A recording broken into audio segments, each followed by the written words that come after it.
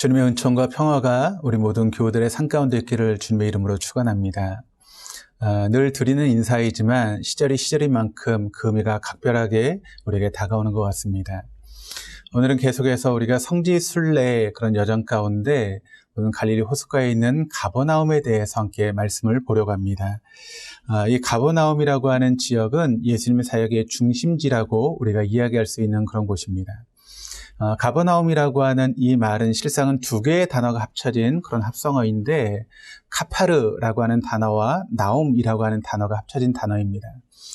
카파르라고 하는 단어는 이제 영어로는 빌리지, 마을이라는 뜻이고 나움이라고 하는 것은 사람의 이름입니다. 우리가 구약성경에 보면 나움 선지자라고 하는 그런 선지자가 나오는데 사실 가버나움과 어떤 연관성이 있는지는 밝혀지지는 않았습니다. 그래서 이 가버나움의 뜻을 우리가 이야기를 하면 나움의 마을이라고 하는 그런 뜻이 되어줄 수 있는 것이죠. 이 가버나움은 이 갈릴리 호수 북쪽에 있는 아주 작은 마을입니다. 갈릴리의 대표적인 그런 호수 마을이 이제 대표적인 마을이 두 개가 있는데 하나는 디베리아스라고 하는 그런 마을인데 이 디베리아스라고 하는 마을은 로마의 대표적인 그런 도시였다면 가버나움은 유대인들의 대표적인 도시라고 우리가 이야기할 수 있습니다.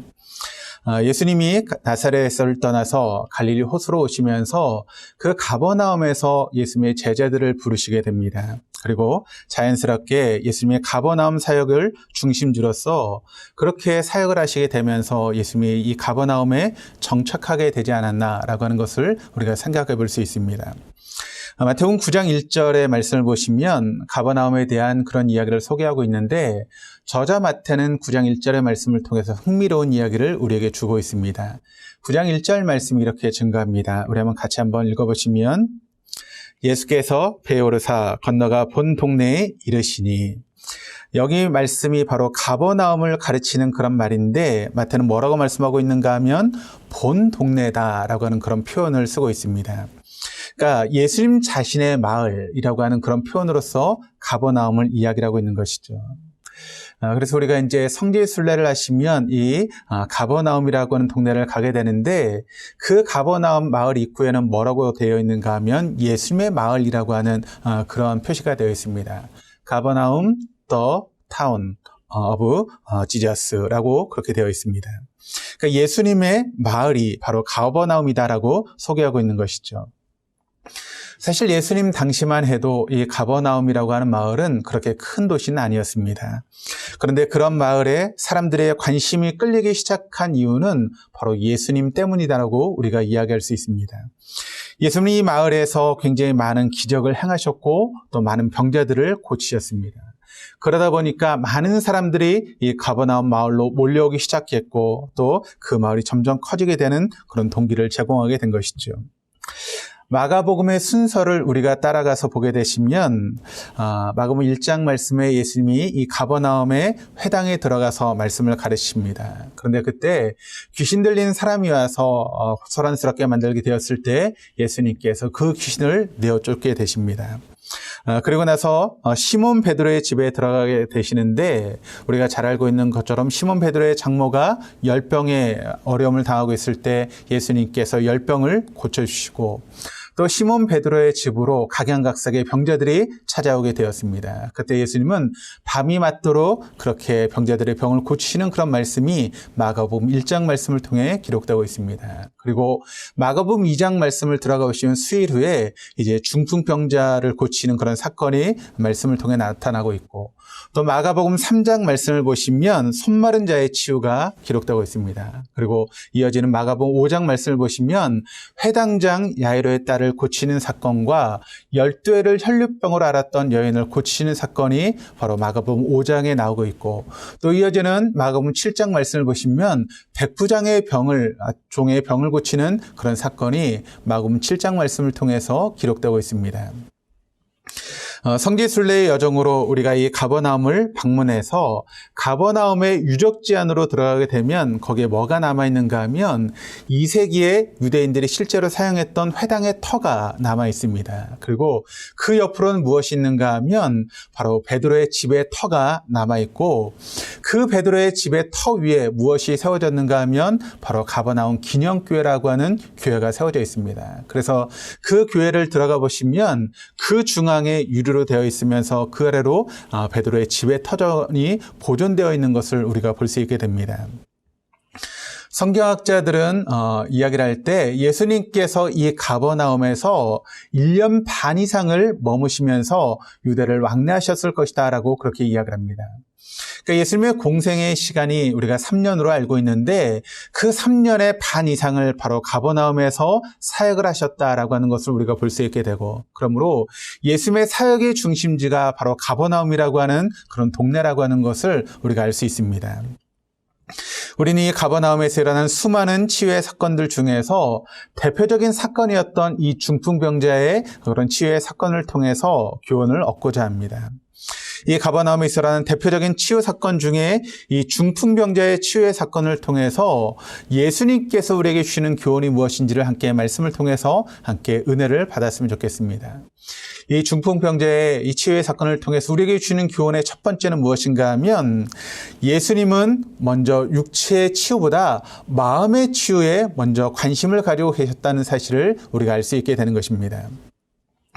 예수님은 육체도 치유하시는 분이십니다. 그러나 예수님의 우선적인 관심이 있다면 육체의 치유보다는 영혼의 치유, 마음의 치유가 언제나 예수님의 우선적인 관심이었다라고 하는 것을 알아야 됩니다. 중풍병자의 경우도 그렇습니다. 우리가 한번 이 사건을 한번 생각해 보시면서 내가 중풍병자가 되었다라고 생각을 해보시면 여러분 중풍병자가 가장 원하는 것이 있다면 무엇이겠습니까? 중풍병이라고 하는 것이 이제 지금 현대적인 의학의 그런 병명으로는 뇌경색이라고 하는 그런 단어를 씁니다. 그래서 어떤 그런 뇌경색을 통해서 몸이 마비되어지는 그런 병이 바로 중풍병자라고 하는 그런 병인 것이죠. 그렇다면 그전엔 건강하게 생활하다가 그런 중풍병으로 인해서 몸을 움직일 수 없는 그런 상태가 되었다면 그가 가장 바라는 것은 무엇이겠습니까? 바로 일어나 걷는 것 아니겠습니까? 움직이는 것 아니겠습니까? 그렇다면 이 중풍병자가 가장 듣고 싶은, 예수님께 듣고 싶은 이야기였다면 무엇이겠습니까? 내 병이 나을지어다 라고 하는 그런 말을 바로 이 중풍병자가 듣고 싶었을 것입니다. 그런데 예수님께서 여러분 이 중풍병자를 향해서 어떤 선언을 하고 계십니까? 5절의 말씀을 우리가 함께 읽어보시면 같이 읽겠습니다. 예수께서 그들의 믿음을 보시고 중풍병자에게 이르시되 작은 자여 내 죄사함을 받았느니라 하시니. 자, 5절의 말씀을 통해서 주님은 어떤 말씀하고 있는가 하면 작은 자야 내 죄사함을 받았다라고 하는 그런 말씀을 주님께서 하고 계시는 것입니다. 어떻게 보면 중풍병자가 듣고 싶었던 그런 말씀과는 좀 어긋난 말씀을 주님께서 지금 선포하고 있는 것입니다.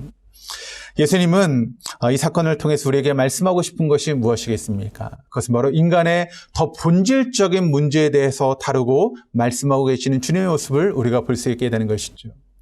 인간의 기세에서 여러분 가장 근본적인 문제는 무엇이겠습니까? 그것은 바로 죄의 문제 아니겠습니까? 이 죄의 문제의 해결이 무엇보다도 중요하다라고 하는 것을 바로 이 사건을 통해서 주님 우리에게 가르치고 있는 것입니다. 사실 중풍병자의 치유를 통해서 예수님은 인자로 오신 이유를 이 땅에 알려주고 계시는데 바로 예수님께서 인간의 몸을 입고 이 땅에 오신 이유는 바로 인간의 죄의 문제를 해결하기 위해서 이 땅에 오셨다라고 하는 것을 우리에게 알려주고 있습니다.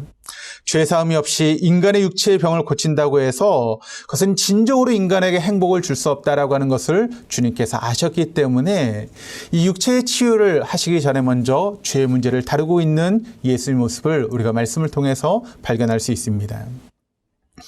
사실 마음의 건강, 영적인 건강이 없이 육체적인 건강을 회복해도 그것은 결국 오래가지 못하는 것이 될 수밖에 없는 것 아니겠습니까? 예를 들어서 어떤 사람의 마음에 상처가 있다고 한번 생각을 해보시길 바랍니다. 그 마음의 상처 때문에 잠을 자주 못한다라고 한번 우리가 생각해 보면 그 마음의 상처에 치유 없이 어떤 일시적인 방법으로 하루 이틀 잠을 잔다고 해서 여러분 그 마음의 치유 없이 불면증이 사라질 수 있는 것일까요? 그렇지 않습니다. 하루 이틀은 어떤 약의 힘을 빌려서 잠을 잘 수 있지만 마음의 치유 없이는 진정한 병의 치유도 이루어질 수 없다라고 하는 것을 우리가 잘 알고 있습니다. 오늘 본문에 유대인 서기관들이 등장하고 있는데 그 자리에 있던 유대인 서기관들이 예수님께서 중풍병자를 향해서 뇌 제사함을 받았다라고 하는 그런 이야기를 들으면서 이들이 깜짝 놀라게 됩니다. 그러면서 뭐라고 이야기를 합니까? 성경의 말씀을 보시면 참남하도다라고 하는 그런 이야기를 합니다. 어떻게 이런 일이 있을 수 있는가라고 하는 그런 이야기를 하고 있는 것이죠. 왜냐하면 인간의 죄를 사할 수 있는 그런 권세, 권위는 오직 하나님밖에 없기 때문이다라고 하는 것을 그들이 믿었기 때문에 그렇습니다. 그러니까 인간의 병을 고칠 수 있는 분은 하나님밖에 없습니다. 그리고 인간의 죄의 문제를 해결할 수 있는 분도 하나님밖에 없는 것이죠. 그런데 예수님께서 내 죄사함을 받았다라고 하는 그런 이야기를 하니까 그 이야기를 들었던 서기관들이 깜짝 놀라게 되는 것이죠. 그런데 여러분, 그들이 몰랐던 것이 있습니다. 그것이 무엇인가 하면 바로 예수님이 하나님이시라는 사실을 그들은 몰랐다는 것이죠. 그래서 예수님은 먼저 죄를 치유하시고 그를 죄에서부터 건져내시고 그에게 구원의 옷을 입히신 후에 육체의 질병의 문제를 다루시는 그런 모습을 우리가 말씀을 통해서 보게 되는 것이죠. 오늘날의 의학계에서도 여러분 중요하게 생각하는 것이 무엇인가 하면 바로 전인 건강, 전인의학에 대해서 이야기를 하고 있습니다. 그러니까 인간은 육체적인 건강만으로는 건강할 수 없다라고 하는 것을 이야기를 하고 있는 것이죠. 그래서 인간을 가르칠 때 우리가 어떤 단어를 사용하는가 하면 인간은 전인적인 존재다라고 하는 그런 말을 하지 않습니까? 인간의 정신과 육체는 떨어진 것이 아니라는 것입니다. 하나로 연결이 되어 있다는 것이죠. 인간의 육체가 잘못되면 그 육체의 잘못이 마음에도 영향을 미치게 됩니다. 또 마음이 병들기 시작하면 우리 육체도 역시 병들게 된다라고 하는 것을 현대의학이 우리에게 말씀하고 있지 않습니까? 과거에는 어떤 생각을 했는가 하면 우리 인간의 육체와 정신, 마음은 따로 떨어져 있었다라고 하는 그런 생각을 가지고 있었습니다. 그런데 현대에 들어와서 뭐라고 말하고 있는가 하면 우리 인간의 육체와 마음은 정신은 이어져 있다라고 하는 그런 생각을 하게 되는 것이죠. 이런 전인적인 견해가 신학계와 또 의학계의 정설이 되어가고 있습니다. 그래서 예수님 먼저 그 마음을 들여다보시고 마음을 치유하시고 그리고 육체를 치유하시는 모습을 우리에게 지금 보여주고 또 그것을 통해서 우리에게 교훈하고 있는 것입니다. 그래서 인간의 마음이 먼저 치유되어야 육체에도 치유가 일어날 수 있고 회복이 일어날 수 있게 된다는 것이죠.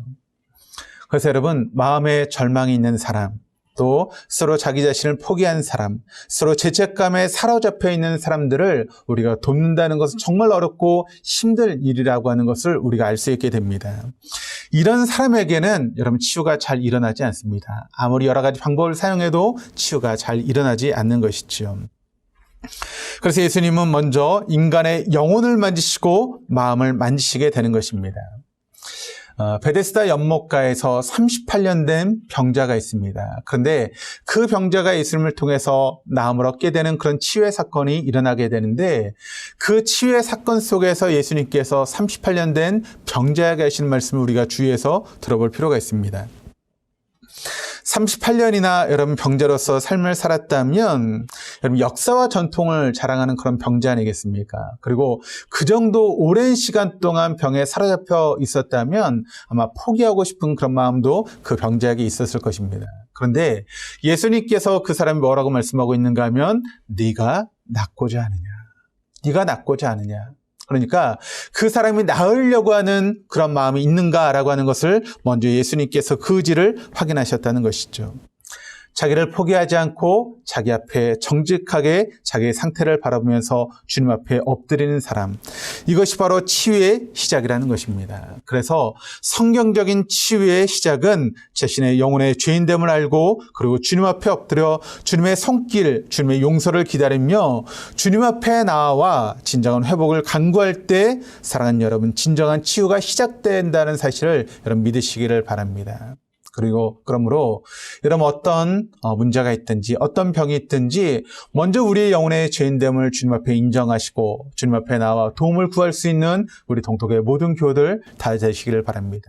그럴 때 주님의 놀라운 육체의 치유가 저 여러분의 삶 가운데 이루어지게 될 줄로 믿습니다. 두 번째, 중병자의 이 치유의 사건을 통해서 주님께서 우리에게 교훈하시는 두 번째는 예수님은 공동체의 연합을 소중하게 생각하신다라고 하는 것을 우리가 말씀을 통해서 발견하게 됩니다. 오늘 본문의 치유의 사건이 보여주는 중요한 특성은 1대1의 그런 치유의 사건이 아니었다는 것입니다. 환자와 의사의 1대1의 관계 속에서 이루어지는 치유의 사건이 아니라 공동체적인 연합의 노력에 의해서 치유가 이루어지고 있다는 사실을 우리에게 보여주고 있습니다. 본문 3절 말씀을 같이 한번 읽어보도록 하시겠습니다. 3절 말씀 같이 읽겠습니다. 사람들이 한 중풍병자를 4사람에게 메워 가지고 예수께로 올세. 여기 보니까 몇 사람이 여러분 이야기를 하고 있습니까? 4명의 친구가 중풍병자가 된 한 사람을 데리고 예수님께 나왔다는 것입니다. 다시 말하면 4명의 친구들의 연합의 노력, 또 함께하는 노력, 그 노력을 통해서 예수님 앞에 나올 수 있게 되었고 또 병자가 치유받는 놀라운 치유 역사를 경험할 수 있게 되었다라고 하는 것을 말씀하고 있습니다. 5절의 말씀을 보시면 예수님은 이 4명의 친구들의 노력을 주목하고 있었다라고 하는 것을 우리가 볼 수 있게 됩니다. 사실 이 4명의 친구들이 자기 친구를 예수님께 데리고 오는 것은 굉장히 무리한 그런 행동을 수반하고 있었습니다. 4절 말씀을 보시면 이렇게 기록을 하고 있습니다. 무리들 때문에 예수께 데려갈 수 없으므로 그 계신 곳에 지붕을 뜯어 구멍을 내고 중병자를 누운 상을 달아내리니. 그러니까 너무나 많은 사람들이 예수님을 애워싸고 있었다는 것입니다. 예수님의 말씀을 듣기 위해서 혹은 자신의 병을 고침받기 위해서 너무나 많은 사람들이 예수님을 애워싸고 그 주변에 있었기 때문에 이 4명의 친구들이 중병자 친구를 데리고 예수님께 나아갈 수 있는 길이 없다라고 하는 것을 판단하게 되었을 때 그들은 어떤 행동을 하고 있습니까? 바로 지붕으로 올라갔습니다. 그리고 지붕을 뜯었습니다. 그리고 그 구멍으로 자신의 친구를 내려보내게 되었다는 것이죠. 우리가 지붕을 뜯었다라고 하는 이 말을 우리가 보게 될 때, 이 친구들이 굉장한 사고를 쳤구나라고 하는 그런 마음이 우리의 마음 가운데 들 수 있습니다. 그런데 우리가 생각하는 그런 지붕의 모양이 아니다라고 하는 것을 우리가 생각을 하면 됩니다. 왜냐하면 우리가 지붕하면 여러분 어떤 생각이 드는가 하면 우리나라의 어떤 기와 지붕을 생각할 수 있게 되지 않습니까? 그리고 그것을 뜯는다는 것은 굉장히 어려운 일일 것입니다. 그런데 우리나라의 집들 중에 어떤 집이 있는가 하면 초가집이 있지 않습니까? 그리고 그 초가집은 기와집보단 지붕을 뜯는 것이 훨씬 더 수월할 것입니다. 그런데 이 당시 유대인들의 집은 초가집보다 훨씬 더 지붕을 뜯는 것이 수월합니다. 왜냐하면 우리나라의 지붕은 여러분 어떻게 되어 있습니까? 이렇게 지붕이 이렇게 삼각형으로 되어 있지 않습니까? 그런데 유대인들의 집은 이런 삼각형의 지붕이 아니라 평평한 그런 지붕입니다. 거기다가 이제 지붕으로 올라가는 계단이 있습니다. 그리고 나무를 이렇게 얽혀 있어서 그 얽힌 나무 위에 이제 어떤 집이나 혹은 그 나뭇가지를 얽은 다음에 그 위에 이제 간단한 흙기와를 올려놓는 그런 구조입니다. 왜 그런가 하면 유대에는 이제 비가 잘 오지 않기 때문에 우리나라처럼 이렇게 지붕을 만들 필요가 없는 것이죠. 그래서 그 지붕을 간단하게 그렇게 만들어 놓았습니다. 그래서 그 지붕을 벗기는 것이 그렇게 어렵지 않은 그런 지붕입니다. 그래서 똑같은 말씀을 기록하고 있는 누가복음의 말씀을 보시면 누가복음 5장 19절 말씀을 보시면 지붕을 뜯어라고 하는 그 말씀을 어떻게 번역을 하고 있는가 하면 기와를 벗기고라고 그렇게 번역을 하고 있습니다. 그래서 지붕을 벗기고 혹은 지붕을 뜯는 것이 그렇게 어려운 일이 아니었다라고 하는 것을 우리가 알 수 있게 되는 것이죠. 그럼에도 불구하고 예수님이 한창 사람들과 대화를 나누고 또 사람들의 병을 고치는 그런 과정 속에서 지붕에서 흙이 떨어지고 또 나뭇가지가 떨어지는 것은 상당히 그런 어려운 일이었을 것입니다. 그리고 사람들에게 좀 민폐를 끼치는 그런 행동이 되었을 것입니다.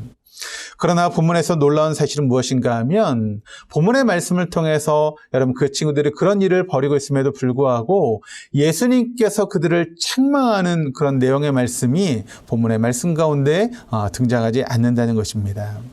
왜 그러셨을까요?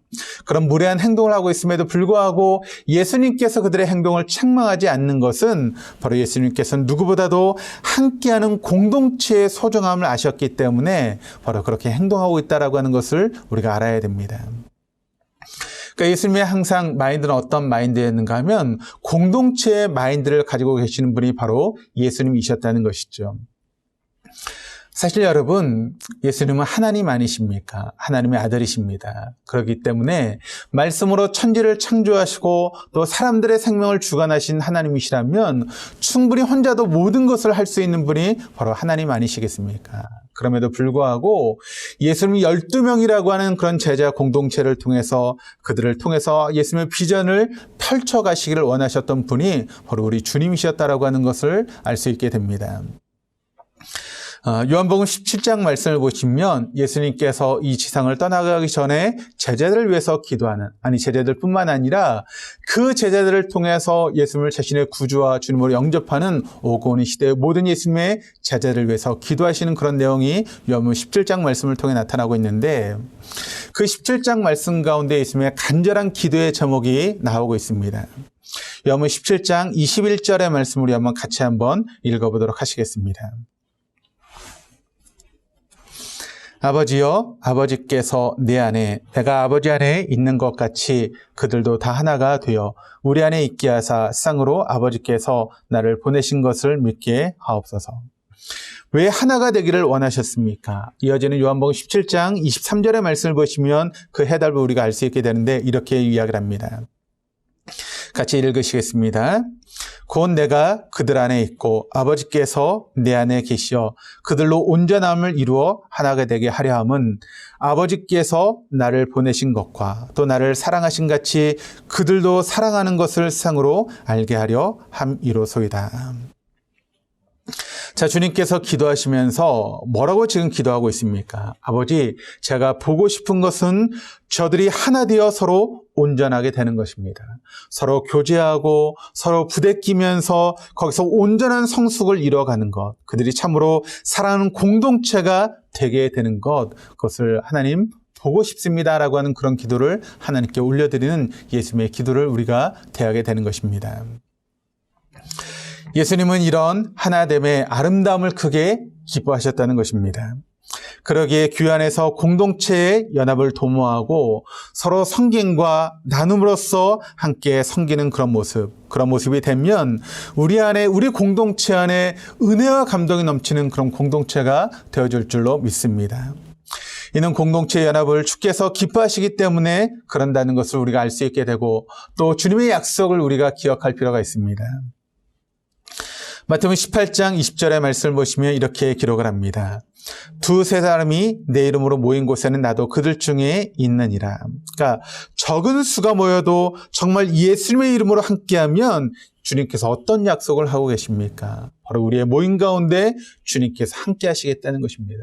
주님의 임재가 우리 모임 가운데 있다라고 하는 것을 주님께서 약속하시고 있는 모습을 우리가 볼 수 있게 되는 것이죠. 그런데 그 선행되는 구절이었던 마태복음 18장 19절의 말씀은 또 우리에게 이렇게 증거합니다. 우리 한번 같이 한번 읽어보시겠습니다. 진실로 다시 너희에게 이르노니 너희 중에 두 사람이 땅에서 합심하면 무엇이든지 구하면 하늘에 계신 내 아버지께서 그들을 위하여 이루게 하시리라.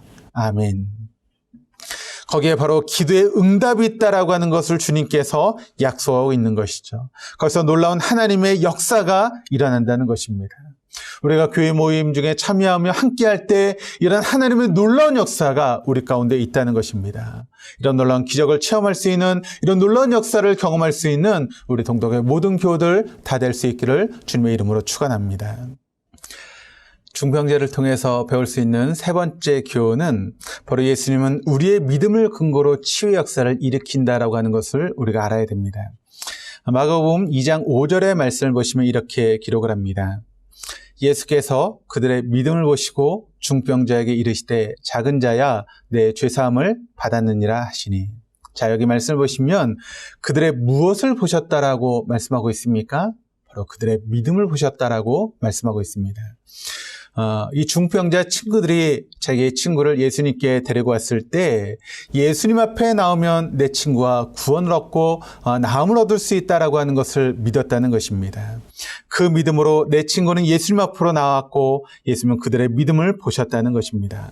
이런 낙관적이고 긍정적인 믿음이 한 사람의 병을 고치는 놀라운 기적을 일으켰다라고 하는 것을 우리가 알아야 하는 것이죠. 우리는 이 내 친구의 믿음처럼 아직도 우리 주변에 구원을 받지 못한 우리의 가족들, 그리고 우리의 친구들, 우리 이웃들을 생각하고 중보하며 주님 앞으로 데리고 나와야 할 것입니다. 그러한 공동체의 연합된 노력을 주님께서는 지금도 기뻐하시고 그것을 흡족해 하신다라고 하는 것을 말씀하고 있는 것이죠. 물론 예수님은 일방적으로 우리의 병을 고치실 수 있는 분이십니다. 또 우리를 구원하실 수 있는 그런 능력이 예수님께 충분히 있다라고 하는 것을 우리가 알고 있습니다. 그러나 우리의 모습 가운데 예외적으로 예수님께서 그렇게 행하실 때도 있습니다. 하지만 예수님은 대부분 우리의 믿음을 통해서 일하시기를 원하시는 분이 바로 우리 주님이셨다는 것입니다. 그리고 그 믿음을 도구 삼아, 그 믿음을 통로 삼아 놀라운 기적을 일으키시고 역사하시는 그런 주님의 모습을 우리가 말씀을 통해서 알 수 있게 되는 것이죠. 그렇습니다. 우리가 가지고 있는 그 믿음, 이 믿음이라고 하는 요소가 주님을 기쁘시게 하는 그런 요소라고 하는 것을 여러분 믿으시기를 바랍니다. 그래서 히브리서 11장 36절 말씀은 우리에게 이렇게 증거합니다. 믿음이 없이는 하나님을 기쁘시게 하지 못하나니 하나님께 나아가는 자는 반드시 그가 계신 것과 또한 그가 자기를 찾는 자들에게 상 주시는 이심을 믿어야 할지니라. 그래서 여러분, 우리가 성경의 말씀을 보시면 예수님께서 병자를 고치실 때마다 뭐라고 말씀하고 있습니까? 내 믿음대로 될지어다. 내 믿음대로 될지어다. 내 믿음이 너를 구원하였느니라 라고 하는 그런 말씀을 예수님이 선포하시면서 사람들의 병을 고치는 그런 모습을 우리가 알 수 있게 됩니다. 중요한 것은 우리의 믿음입니다. 우리는 어떤 경우에도 전능하신 하나님의 그 전능하심을 믿을 수 있어야 됩니다. 그리고 예수님 앞에 믿음으로 나아가면 주께서 그 사람들을 붙드시고 고치심이 역사하신다라고 하는 것을 우리가 믿어야 한다는 것이죠. 예수님은 이렇게 믿음을 가지고 나오는 사랑하는 성도들의 그 믿음을 결코 무시하지 않으십니다. 그리고 그렇게 주님 앞에 나오는 그 믿음을 귀하게 여기십니다. 그리고 그런 우리의 믿음을 근거로 예수님 오늘도 우리에게 다가오시며 놀라운 치유 역사를 일으키시는 분이 우리 주님이시라는 것을 여러분 믿으시기를 바랍니다. 그렇습니다. 지금도 주님 우리의 믿음을 보고 계십니다. 우리의 믿음을 통해서 지금도 역사하시고 있는 줄 믿습니다. 이 시간 여러 가지 문제를 가지고 나오시는 분들, 또 어떤 질병의 문제를 가지고 어려움을 당하시는 분들, 또 우리가 지고 있는 무거운 짐으로 인해서 고통받고 있는 분들, 다 주님 앞에 나아가시기를 바랍니다. 그리고 주님만이 내 문제를 해결할 수 있다라고 하는 그런 믿음을 가지고 주님 앞에 간구하시기를 바랍니다. 그럴 때 여러분 믿음을 통해서 주님께서 역사하실 것입니다. 여러분의 믿음을 통해서 놀라운 하나님의 치유하심이 임재할 것입니다. 여러분의 믿음을 통해서 하나님의 역사가 여러분의 삶 가운데 일어나게 될 줄 믿습니다. 그런 놀라운 역사를 경험할 수 있는, 치유를 경험할 수 있는 우리 동독의 모든 교우들 다 될 수 있기를 주님의 이름으로 축원합니다.